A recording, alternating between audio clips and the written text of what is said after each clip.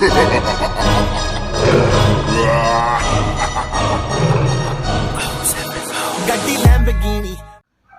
mga master, welcome back to our YouTube channel. Meron tayo ngayon ditong i-review na 450 watts LCD adjustable electronic heat hot air desoldering station IC SMD BGA. Nakita niyo po mga master, yan yung kanyang pangalan or tinatawag nating hot air soldering station na handy or portable. Nabili ko siya sa Lazada mga master, no. Kararating lang ngayon. So, open na natin. At i-testing din natin siya kung maganda nga ba. Kung worth it yung binili natin. Oh. Tenenen.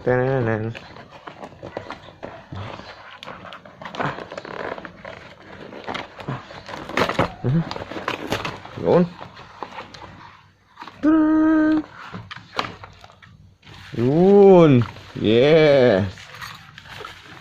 Ayos. Uy. Malaki pala siya. Malaki pala siya mga master, oh. Akala ko maliit. Pero okay naman. Uy. Natin yung kanyang yung sa may tip. Labo. Ayaw. Ito yung kanyang kung.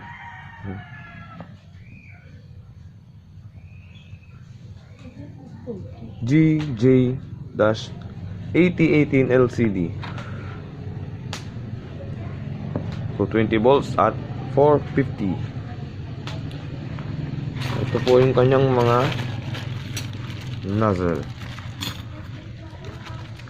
Buksan natin. Yun, may malaki. May mas malaki. Mayroong maliit. Small, medium, large at saka XL. Yung kanyang size. Mga master. Yun. 4. At yung kanyang plug ay hindi ako nagkakamali, European type. So wala siyang adapter. Tapos meron siyang stand. Meron siyang stand. Kaya natin to. Oh. Meron siyang stand para pag patungan. Yan. Pandi gumulong.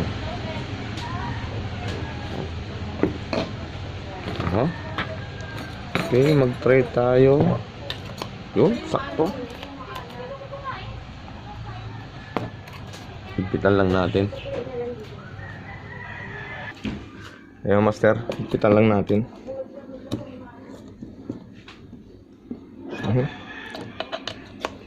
Ayaw magpaigpit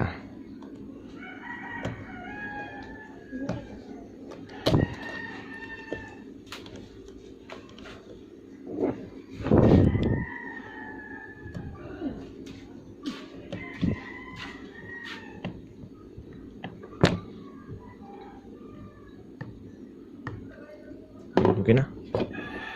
Yun. Ayun.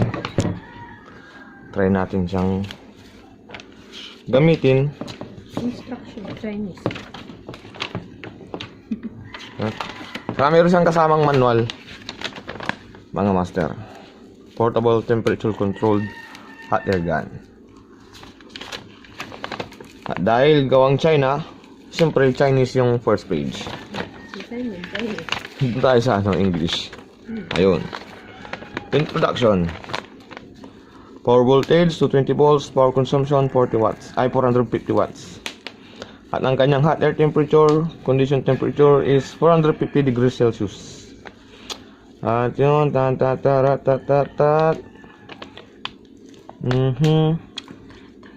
It's a new way of soldering tin. No need to torch the soldering point, avoiding the parts moving and heating impulse. It is suitable to solder QFP and SOP model IC. Different gas collectors will be chosen when soldering and removing tin. It is suitable for soldering tin and removing tin from surface of parts such as SOIC, chip, QFP, PLCC, BGA, and etc. It could be used to remove tin from shield box and cover of circuit plate, contracting heat contract tubes and PVC tubes. Operation: put the plug in the socket AC to 20 volts. Turn on the power. According to soldered object size, regulating the gas speed button to control the gas current. Regulating the temperature button until the screen shows the temperature you want. When the work is over, turn the gas capacity to the maximum and the temperature to the minimum. After blowing cold gas for about 30 seconds, then turn off the power. This will prolong the heating element life. If changing air collector ears, you will tune off the power and cool it. Parang sa ano lang itong mga master yung sa malalaki, yung mga Gordak na 850. Di ba pagka pinatay natin siya, nagre-release pa siya ng hangin. Saka natin siya totaling pinapatay. So, ano pa ba? Wala na. Ilang yung ano niya. So, yung ano niya, certificate of quality. Tingnan natin kung quality talaga. Okay? Let's try.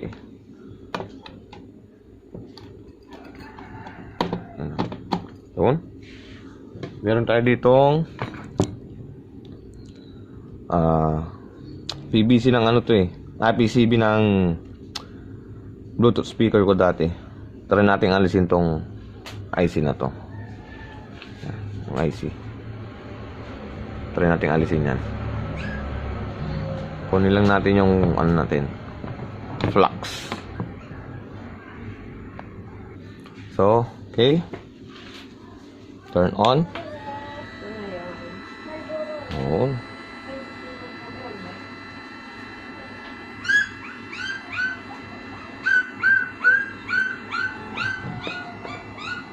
Hangin pa lang.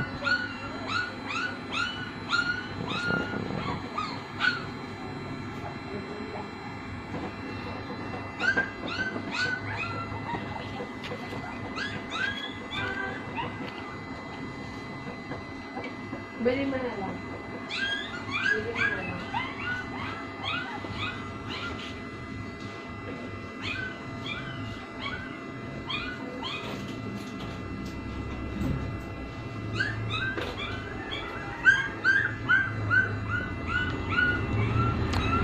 Ayun, mga guys.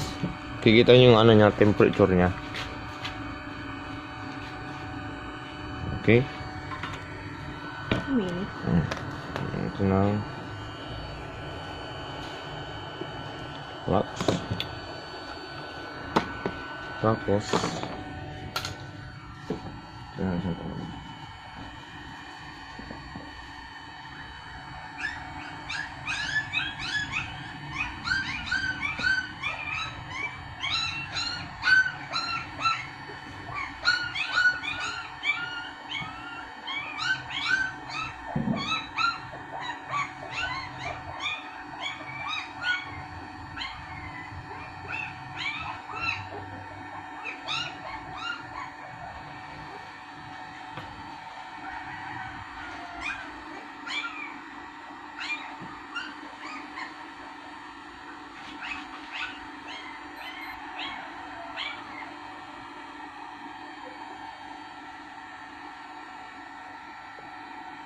yun.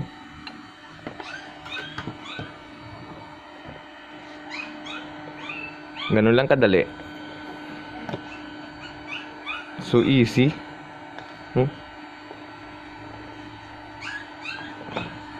Tignan natin siya. Patayin.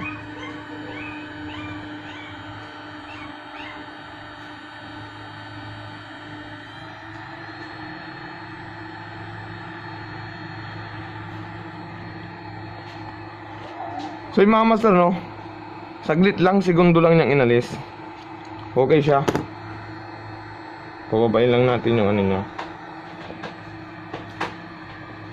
So ang masasabi ko dito sa ating na order, no, mga master, is okay siya. Pasado siya, no. Siyempre sa una, mapapansin nyo, umuusok yung uso niya. Yung tip, yung nozzle tip, umuusok. Which is normal sa lahat. Kung sa soldering iron nga, umuusok siya ng kusa pagka mainit na. So siyempre dahil bago, natural na mararanasan natin yung uusok. Saka be careful, huwag nating hawakan dito kasi mainit, lalo sa mga bago. Nakikalam yung ano natin, yung camera girl. So yun guys, para sa akin, okay siya, approve.